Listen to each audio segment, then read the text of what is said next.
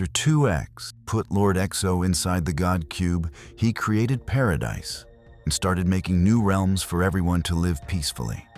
And for some reason, he just placed the entire fricking God Cube inside a forest that is near a village. I don't know why he did this. It doesn't make any sense to me. Anyways, in that village lived a girl who had magical powers, and for that, she was mistaken to be a witch by everyone. This story is actually from the late 16th or 17th century, which was a time when people did witch hunts where they would kill any person that seemed like a witch to them. As our girl in the story was also mistaken for a witch, she had a bounty put on her and she was being hunted by everyone in that village.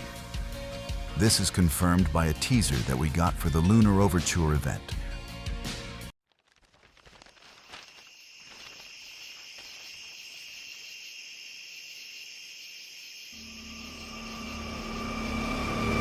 This girl also had a lover, who was most probably a guard of some kind, who also had magical powers. This guy helped the girl escape from the executioner, as we saw in the first act of Lunar Overture. While running through the forest, the girl stumbles upon the God Cube that was actively corrupting the surrounding area of the forest.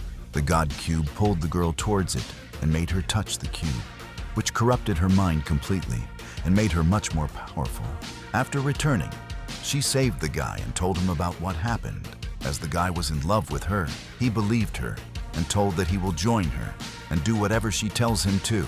After all this, Lord Exo connected to her mind and started explaining his plan to her and gave her orders accordingly. This girl acted as a temporary vessel for Lord Exo.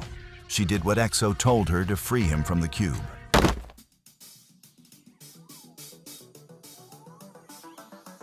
The Eclipse Crown was made by Lord Exo. Whoever was worthy of the crown could harness the power of solar eclipse if they wore this mighty crown.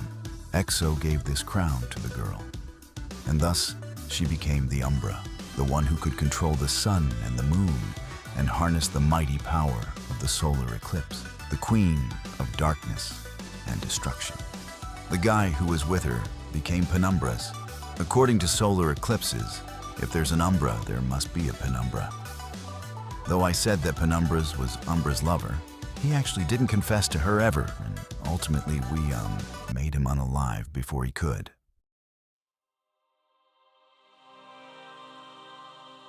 After Umbra understood her motive, she commanded her army to attack the Nightmare Carnival in Halloween 2019 and Trick or Threat Town in Halloween 2020. As these events were happening, Umbra was planning for the future. Perhaps she was planning for a solar eclipse, which will maximize her power and thus make her worthy enough to conquer the realms of TDS and pave the way for Exo to be freed.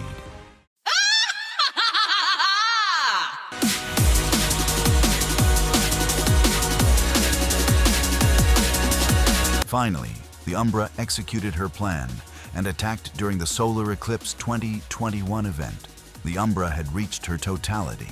She and Penumbras, along with their whole army, fought against the TDS organization for 4 nights.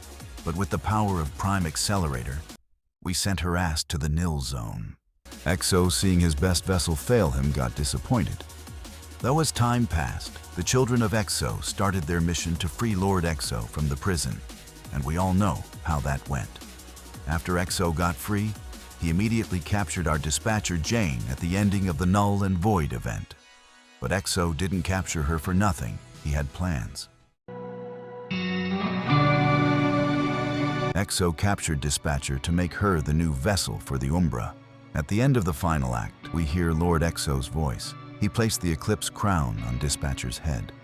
At first, she couldn't handle it, but ultimately, she turned out to be worthy of being the Umbra. Unfortunate.